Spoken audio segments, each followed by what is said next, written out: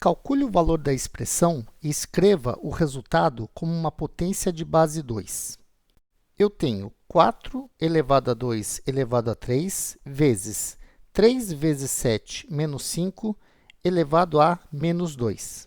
Eu irei utilizar a seguinte propriedade de potências, que é a seguinte: a elevado a m elevado a n é igual a elevado a m vezes n. E eu tenho aqui 4 elevado a 2 elevado a 3. Utilizando a propriedade, eu ficarei com 4 elevado a 2 vezes 3, que multiplica. Aqui dentro desse parênteses, 3 vezes 7 menos 5, eu primeiro preciso fazer a multiplicação. 3 vezes 7 é igual a 21. Então, eu tenho 21 menos 5 elevado a menos 2. Multiplicando o 2 pelo 3, eu ficarei com 4 elevado a 6, que multiplica. 21 menos 5 é igual a 16. Então, tem 4 elevado a 6, que multiplica por 16 elevado a menos 2. Isso será igual a... O que eu vou fazer agora é fatorar o 4 e o 16. O 4 é o mesmo que 2 ao quadrado.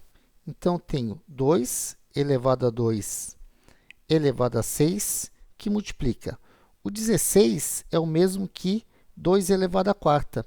Então, tenho 2 elevado a 2 elevado a 6, que multiplica 2 elevado a 4 elevado a menos 2.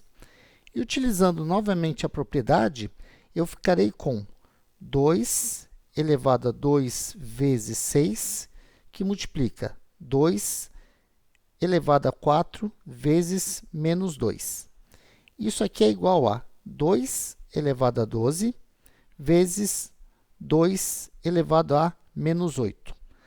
A propriedade que eu irei utilizar agora diz o seguinte, que quando eu tenho a elevado a m multiplicado por a elevado a n, eu fico com a elevado a m mais n. Então, ó, potências de mesma base multiplicadas, eu mantenho a base e somo os expoentes. Como eu tenho a base 2 aqui, eu vou fazer 2 elevado a 12 somado com menos 8. Eu vou manter a base, 2 elevado a 12, e somar os expoentes. Como 12 somado com menos 8 é igual a 4, eu ficarei com 2 elevado a 4. E aí, eu finalizei o meu exercício, porque eu escrevi a expressão como uma potência de base 2.